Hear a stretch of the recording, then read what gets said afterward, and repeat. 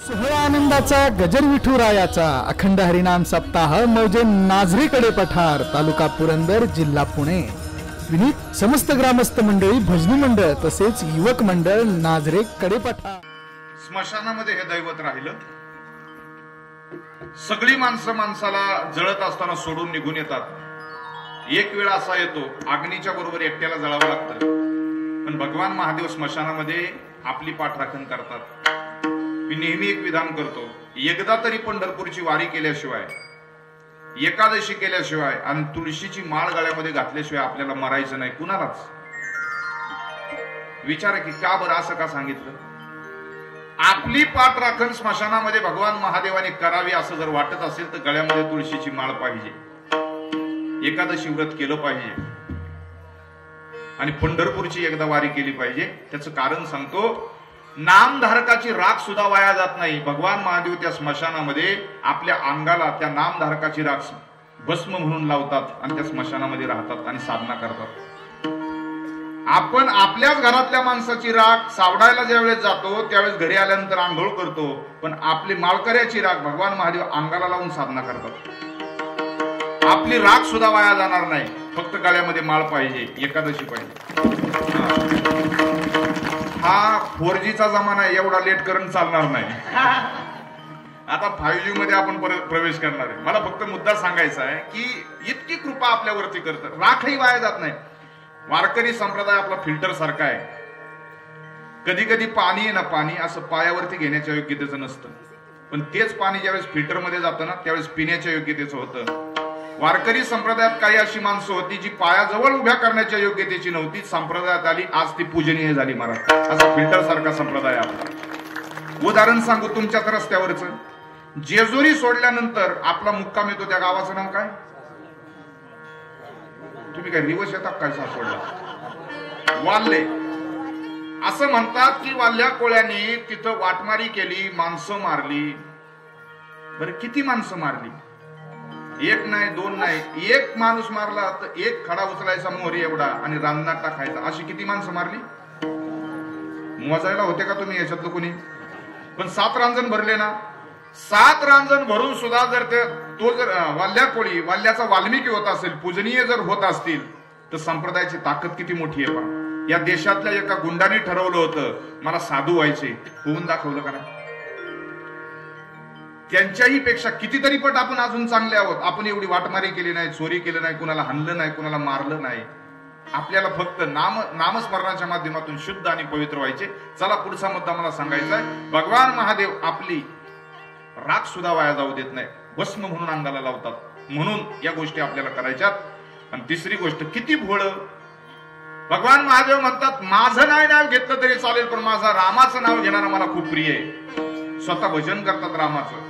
भजन करी महादेव राम पूजी सदाशिव, स्वतः भजन करतात. एकदा जंगलातून चालले होते भगवान महादेव आणि पार्वती.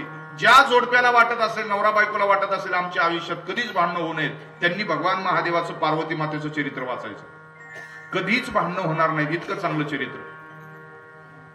गीतेचे पहिले प्रवचनकार, या गीतार्थाची थोरी सोये शंभुवी वरी, जेथ भवानी प्रश्न करी चमत्कारोनी. सायंकाळी भगवान महादेव घरामध्ये बसले ना, पार्वती माता विचारायची, देवा आज मला रामाची कथा सांगा, देवा आज मला कृष्णाची कथा सांगा. हल्ली कीर्तनकाराची पण बायको विचारत नाही, आज काय कीर्तनात सांगितलं. विचारा पाहिजे ना, तिचा अधिकार आहे ना विचारण्याचा. हा कुठं चालला एवढं विचारील, पण कीर्तनात काय सांगितलं हे ना विचारणार. या गीतार्थाची थोरी. माऊली म्हणतात गीतार्थाची थोरी. गीतेचे पहिले प्रवचनकार भगवान महादेव आहेत. पंढरपूरचे पहिले वारकरी कोण?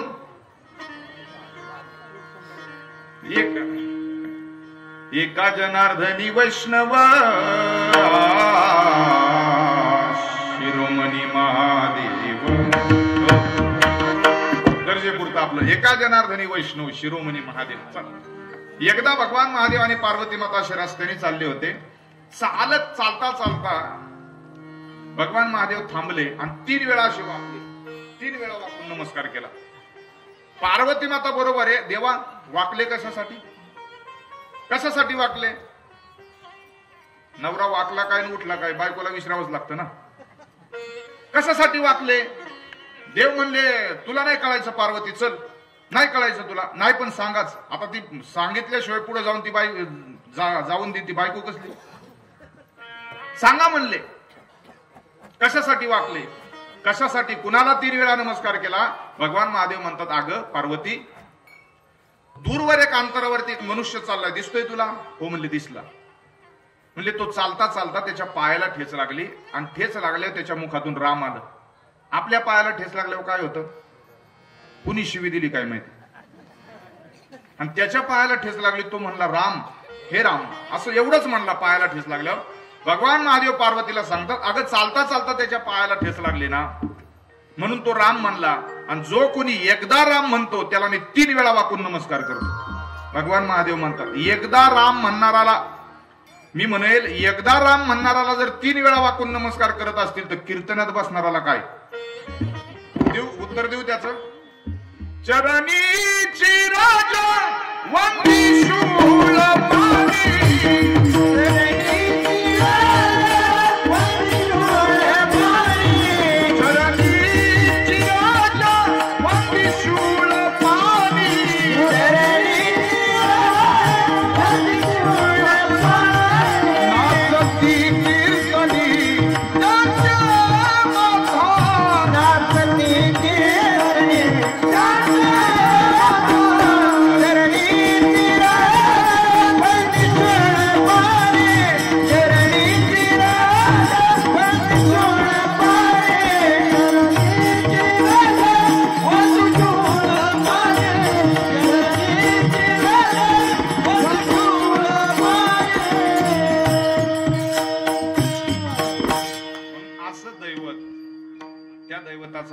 उद्या महाशिवरात्रीचा केवढा मोठा पर्व काळ. पर्व विशेष भागवत धर्मी, नृसिंह जयंती, रामनवमी,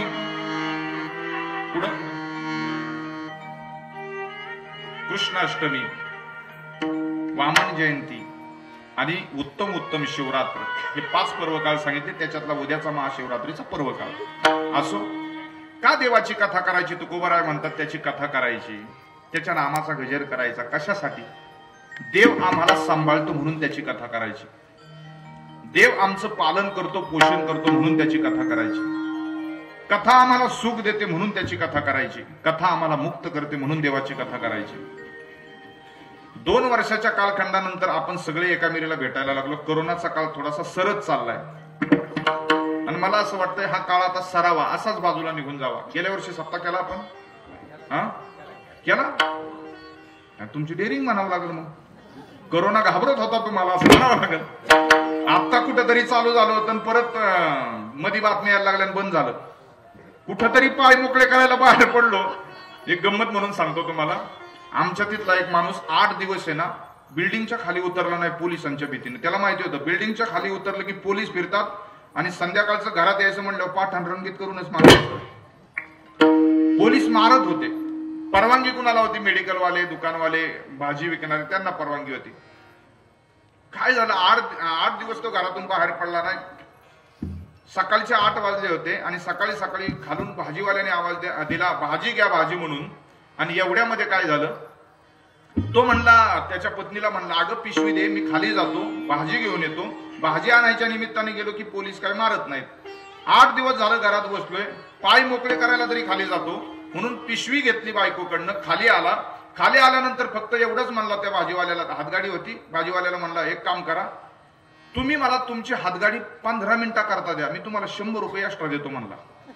फक्त मी पाय पण मोकळे करतो, तुमची भाजी पण विकून येतो, 15 मिनिटं तुम्ही फक्त माझ्या घरामध्ये जाऊन चहा प्या म्हणजे माझे पाय मोकळे होतील.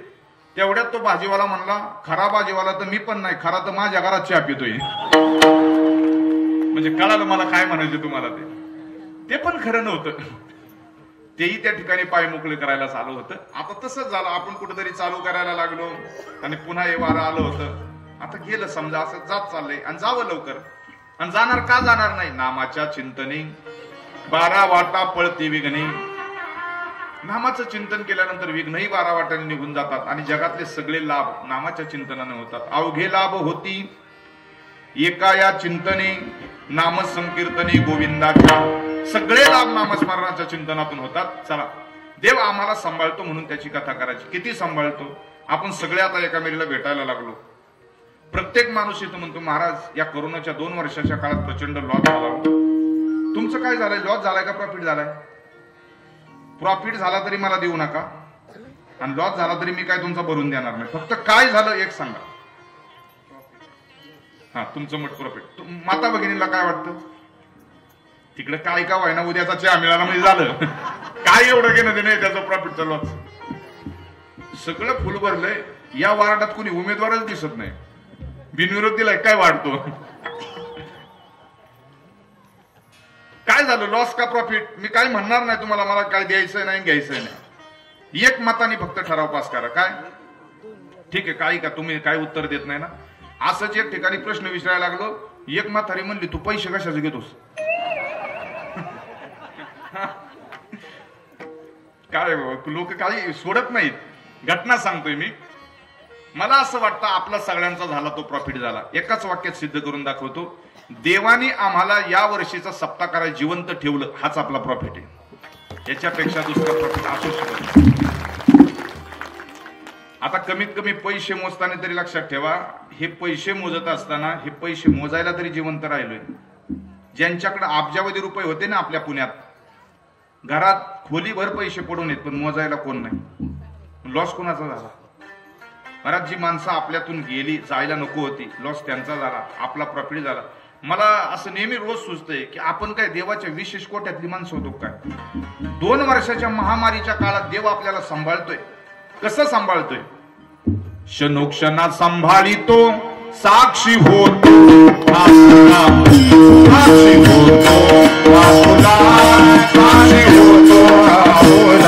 सुद्धा देव भाकरी देतोय, आणि जो भजनाला येत नाही, जो भजन आतापर्यंत केलं नाही, त्याला सुद्धा भाकरी देतोय का नाही? काय कृपा आहे त्याची? केवढी कृपा आहे आपल्यावरती?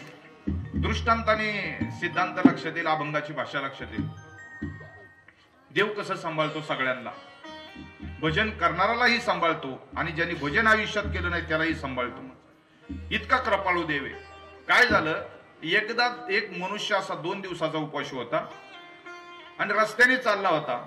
2 दिवसाचा उपवासी मनुष्य तो घर शोधत होता, कुठं काय खायला मिळेल का. इतकी प्रचंड भूक लागली होती. काय करावं, कुठं जावं, काय मिळेल का खायला, या शोधामध्ये होता. एक दिवस 2 दिवसानंतर सकाळची वेळ अशी आली, 10-11 वाजले होते. एक गाव लागलं, गावाची कमान लागली. गावात प्रवेश करण्याच्या अगोदर त्याला एक घर लागलं. त्या घराचा मालक घराच्या अंगणात उभा होता. त्या 2 दिवसाच्या उपवासी माणसाने त्या घराच्या मालकाला हात जोडले, म्हणले, 2 दिवस उपवासी आहे, काहीतरी खायला मिळेल का तुमच्याकडे? तो घर मालक वारकरी होता. तो म्हणला, आमच्याकडे सकाळचा लवकर स्वयंपाक झालेला असतो, तू फक्त हातपाय धु, मंडळीला घरामध्ये सांगतो की ताट करायला. तोपर्यंत घर मालकाने घरामध्ये ताट करायला सांगितलं मंडळीला. याने हातपाय धुतले, ताट तयार झालं, याला बसायला आसन झालं. ताट येऊन त्या ठिकाणी पाटावरती ठेवलं. हा आला 2 दिवसाचा उपवासी माणूस, आसनावरती बसला. ताटात जशी भाकर पाहिली, असा वेगाने हात त्याचा भाकरीवरती गेला. भाकर उचलणार तेवढ्यात घरातल्या त्या घर मालकाने असा हात धरला. तो म्हणला, कशासाठी हात धरला? याने सांगितलं, माझा असा नियम आहे, आमच्याकडे कुणी घरात जेवायला आलं, पाहुणा जरी आला ना, तरी पुंडलिक वरदा हरी विठ्ठल म्हटल्याशिवाय आम्ही जेवायला प्रारंभ करत नाही. मला वाटतं आपल्याकडे पण पाहुणा आला की त्याला असा नियम देत जा, म्हणजे बरेच कमी होतील येणारे. दिला पाहिजे, आपण आपल्या पाहुण्याला सांगितलं पाहिजे ना. तो 2 दिवसाचा उपवासी मनुष्य म्हटला, मला काय पुंडलिक वरदा म्हणताच येत नाही. मग हा घर मालक म्हणला, तुला म्हणता येत नाही ना, मग मी पुढे म्हणतो, तू तरी मागं म्हण ना. हा म्हणला, तुम्ही जरी पुढे म्हणलं तरी मी मागं म्हणणार नाही. इतकी गाठी असतात काही काही, नाही तर नाहीच. म्हणला, मी पुढे म्हणतो, तू मागं म्हण. म्हणला, मी म्हणणार नाही. तो ताटावरती भांडला. घर मालक म्हणला, मी तुला जेवू देणार नाही, तू जर पुंडलिक वरदा म्हटला तर तुला पाहिजे तेवढं डबल देईल, पाहिजे तेवढं खायला देईल, पण तू पुंडलिक वरदा म्हटला नाही तर तुला मी एकही घास खाऊ देणार नाही. ते ताटावरनं उठलं 2 दिवसाचं उपवासी. जाऊ दे म्हणलं, अजून 1 दिवस उपवासी राहील, चल निघालो म्हणला. आणि घरातून उठून तडातडा चालत निघून गेलं. हा घर मालक त्याच्या मागे जायला लागला. पांडुरंग परमात्मा त्या घर मालकाच्या समोर उभा राहिला, आणि देव त्याला म्हणतायत, अरे 2 दिवसाच्या उपवासी माणसाला ताटावरनं कोण उठवतं का? हा घर मालक म्हणला देवा माझा नियम आहे, मी फक्त त्याला एवढंच म्हणत होतो तू पुंडलिक वरदा हरी विठ्ठल म्हण आणि मग पाहिजे ते खा. देव म्हणले घर मालकाला अरे तो तुझ्याकडे आला आणि एक दिवस फक्त एकदा पुंडलिक वरदा म्हटलं नाही म्हणून तू त्याला उपवाशी ठेवलं, त्याला उपवाशी माघारी लावला. वयाच्या 60 वर्ष झाली त्याची रोज मला शिव्या देतोय तरी मी त्याला जिवंत ठेवलायच ना. याला देव म्हणायचं ना. माणूस कसाही असो कुणीही असो कसायाला सुद्धा जिवंत ठेवतो. आपल्याकडे एक कसाई होते माहितीये ना, सजन कसाया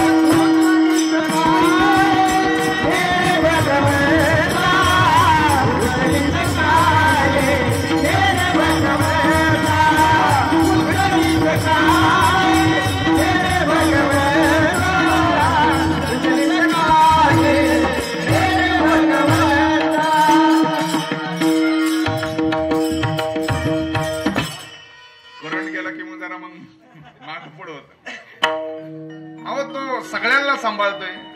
आमच्या सावता महाराजांना खुरपायला येत होता.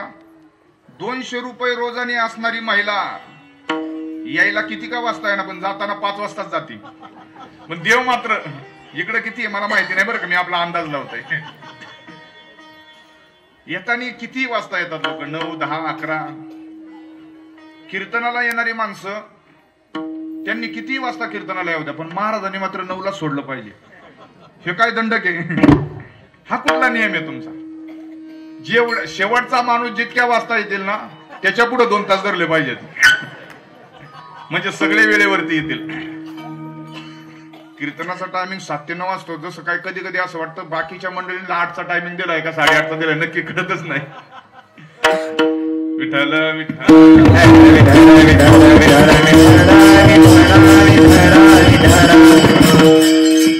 देव म्हणले अरे 7 वर्ष झालं तो शिव्या देतो पण तरी देखील त्याला मी आज जिवंत ठेवलं नाही. म्हटलं एकदा तो पुंडलिक वरदा कशात फरक पडतो.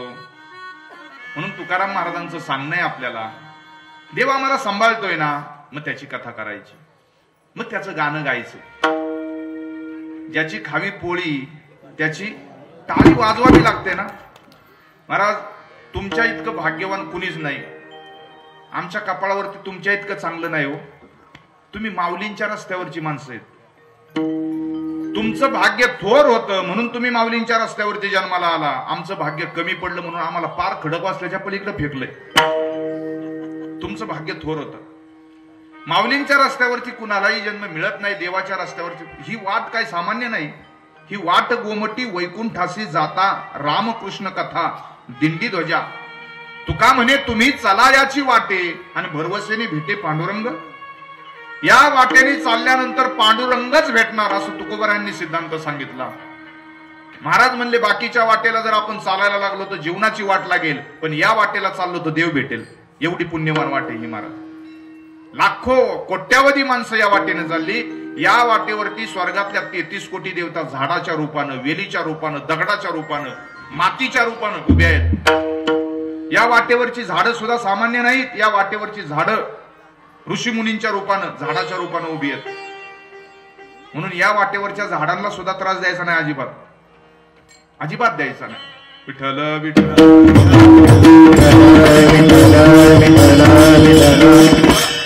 म्हणून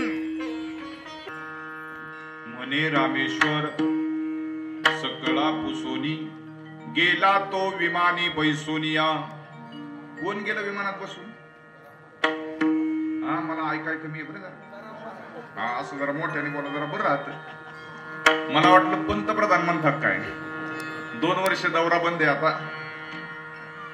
मागे कवीश्वर झाले थोर थोर, सांगा कलेवर नेले कोणी, म्हणे रामेश्वर सकळा पुसोनी, गेला तो विमानी बैसोनिया. तुकोबारायांना विमान घेण्यासाठी आलं. वैकुंठावरनं विमान आलं, तुकोबारा त्या विमानामध्ये बसून गेले. 27 वर्ष झाला आपण हा कार्यक्रम करतोय. 27व्या वर्षामधला आजचा 6वा दिवस. काय माहिती, आपली सेवा जर वैकुंठातल्या देवाला आवडली, वैकुंठातले देव म्हणले ह्या नाझरे पठार गावाने खूप चांगल्या पद्धतीचे सप्ताह, अन्नदान, द्रव्यदान, सगळ्या प्रकारची दानं इथं केलेली आहेत. विशेष प्रेम देवाने आपल्यावर वरती करायचं ठरवलं आणि देव वैकुंठातून विमान घेऊन आले आणि पलीकडच्या पटांगणामध्ये जर ते विमान थांबलं, कीर्तन झाल्यानंतर देव म्हणले चला बसा, नाझऱ्यातल्या सगळ्या मंडळींनी विमानात बसा, तुम्हाला वैकुंठाला नेतो. कोण कोण बसलो? गडबडले का नाही सगळे? जाऊ की आपण सगळे, नाही का? उद्याच्या शिवरात्रीच्या कालखंडामध्ये कैलासी नेला भिल्ल पानेडी बैसला, उद्याची ती कथा आपण ऐकणार आहोत. त्याला सुद्धा त्या ठिकाणी भगवान परमात्म्याची पार्षद घेण्यासाठी आले. संप्रदाय फक्त असा आहे, वारकरी संप्रदायामध्ये भजन, नामस्मरण या माध्यमातून भगवान परमात्म्याचं विमान न्यायला येऊ शकतं.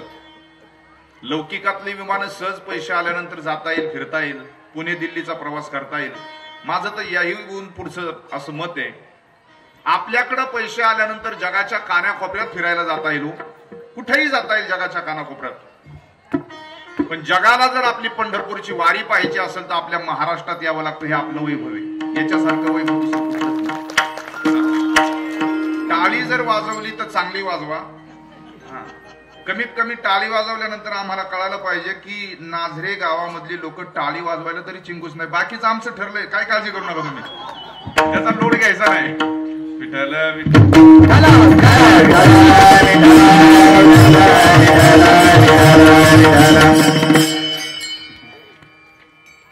प्रस्तुत प्राप्त प्रसंगी आज या ठिकाणी आपल्या नाझरे पठार 27व्या वर्षातला हा 6वा दिवस.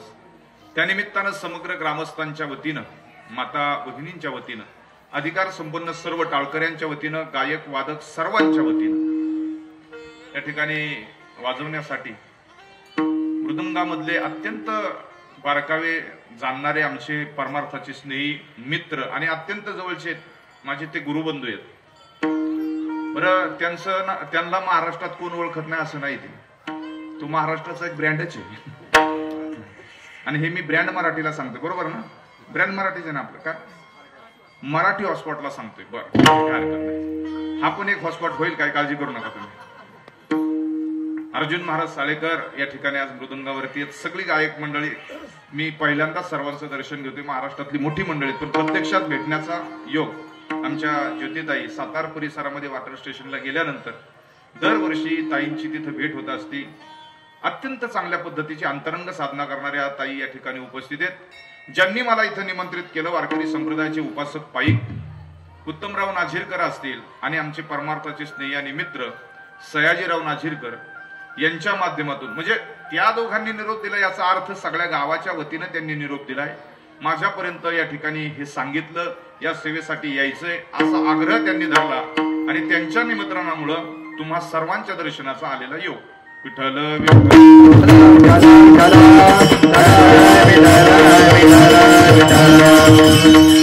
माझ्या समेत आलेली आमची सगळी मंडळी, आमचे आदरणीय धनंजय आबा पायगुडे, सगळ्यांना वंदन करून सगळे मिळून, आता मी सगळ्यांचं नाव घेण्यापेक्षा आपण सगळे मिळून भगवान महादेवाचं चिंतन करूयात, त्यांना आपल्या कथेचं निमंत्रण देऊयात आणि कीर्तन रूपी सेवेला आपण या ठिकाणी प्रारंभ करूयात.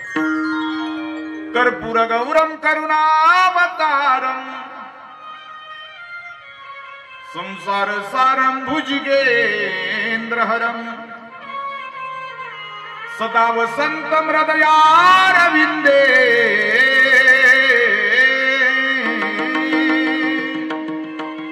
भवम भवानी सहितम नमामि. कैलास राना शिवचंद्र मोडी फणींद्र माथा मुकुटी झळाळी कारुण्य सिंधू भवदुःखहारी तुझ विन शंभो मज कोण तारी कैलासीचा देव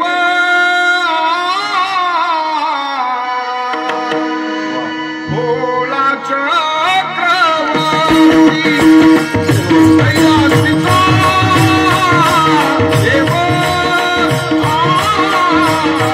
भोळा चक्रवर्ती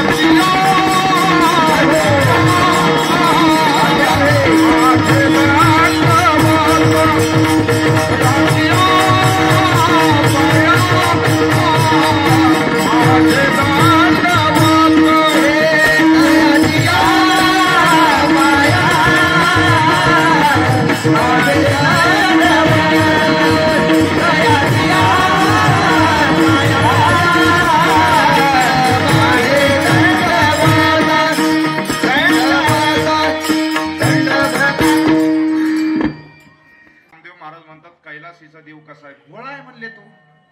भोळा म्हणजे बावलट नाही बरं. भोळा म्हणजे थोडी जरी भक्ती त्यांची केली तरी लगेच प्रसन्न होणार आणि पाहिजे ते देणार दैवत. त्यांना आशुतोष म्हणतात. आशुतोष. आशुतोष माहितीये ना? राणा नव्हे. आशुतोष राणा नाही. आशुतोष त्यांचं नाव आहे. थोड्या भक्तीनं त्या ठिकाणी प्रसन्न होणार दैवत भगवान महादेव. ज्याला श्रीमंत व्हायचंय ना त्यांनी त्याच्या आयुष्यामध्ये अखंड भगवान महादेवाची भक्ती करावी, चिंतन करावं. त्यांचं इतकं सामर्थ्य आहे, जगामध्ये जेवढी संपत्ती कुणाकडे नाही तेवढी देण्याचं सामर्थ्य त्यांच्याकडे. एक माणूस त्यांनी एवढा श्रीमंत केला की त्याच्या इतका अजून जगामध्ये कुणी श्रीमंत झाला नाही. तुम्हाला माहिती असेल त्याचं नाव. कोणतं गाव आहे त्याचं? लंका. आणि सगळंच येतंय की तुम्हाला?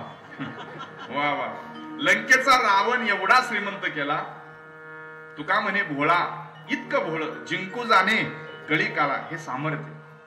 पर ते दैवत असे ज्या वेळेस आपल्या घरातली माणसं, अख्ख्या गावातली माणसं आपल्याला जेव्हा बाहेर काढतात ना त्यावेळेस भगवान महादेव आपल्याला आपलंसं करतात, माऊली म्हणतात. कारण भगवान महादेव राहतात कुठं? स्मशानामध्ये राहतात. त्याजोनी कैलास सर्व ही संपत्ती, स्मशानाशी वस्ती रुद्र करी. एक दिवस आपल्या जीवनात असा येतो, सगळी माणसं आपल्याला घराच्या बाहेर काढतात. म्हणजे अशी वेळच आलेली असते. हे चालत नाही ना, हे फक्त डबडच खाली राहतं. याला फक्त आता पेटवायचीच गरज राहिलेली असते. तरी आम्हाला सावता महाराजांनी एक ठिकाणी गोड असं सावध केलं. पाहतो कोण दिवसी यम येती चालून, कोण दिवसी. हो बाबा हो, यम नाही आला, तू काय काळजी करू नको. कोण दिवसी यम येती चालून, कोण दिवसी प्राण जाती घेऊन, कोण दिवसी स्मशानी जाऊन एकटे रहावे, एकटे रहावे समयासी. एक दिवस असा येतो, एक दिवस असा येतो की ज्या स्मशानामध्ये सगळ्यांना जावं लागतं. आपण स्मशानामध्ये गेलो, आपल्याला स्मशानामध्ये नेलं, पेटवलं जातं. आपल्याला सोडवायला सगळे आलेले असतात. मित्र आले, गोत्र आले, ते तो स्मशानी परतले. शेखी टाकोनिया आले, एकलाची स्मशानी. एकट्याला त्या स्मशानामध्ये राहावं लागतं. पाहणाऱ्यांची गर्दी आहे, जळावं मात्र एकट्याला लागतं. एक वेळ त्या स्मशानात अशी येते, कुणीच शिल्लक नसतं, फक्त अग्निसवे आपण एकटंच जळत असतो. त्यावेळेस फक्त सगळे निघून आल्यानंतर आपली पाठराखण करण्याचं काम भगवान महादेव करतात. का? तिथं स्मशानातली सत्ता कुणाकडे? त्यांच्याकडे. बरं एवढंच नाही, काय बोलून द्यायचं नाही ठरवलं का ह्यानी मला? ते आज मी तुमच्या शिष्टमूर्ती खूप खुश आहे, त्यांच्यासाठी एकदा टाळ्या वाजवा.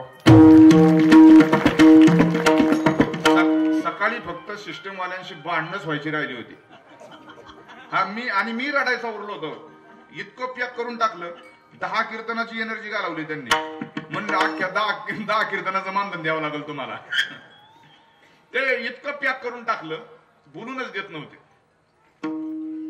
तुमचं खूप चांगलंय, गोड आहे, फक्त दृष्ट लागल्यासारखं झालं नाही ना? दृष्ट लागण्या जोगे सारे, स्वर्ग त्या पुढे फिका पडे.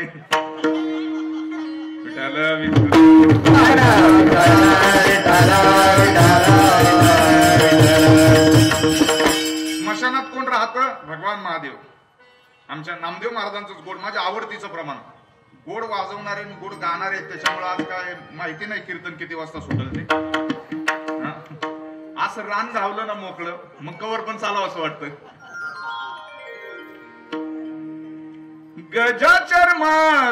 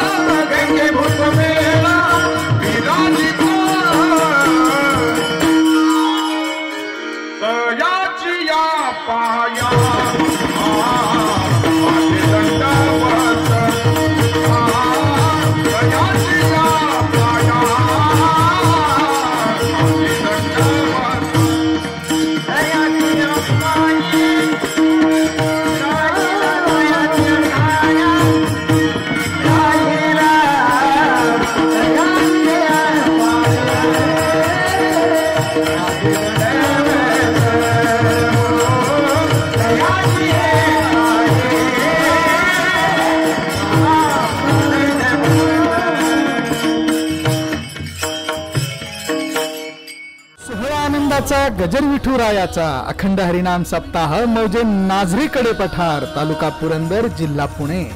विनीत समस्त ग्रामस्थ मंडळी, भजनी मंडळ तसेच युवक मंडळ नाझरे कडे पठार.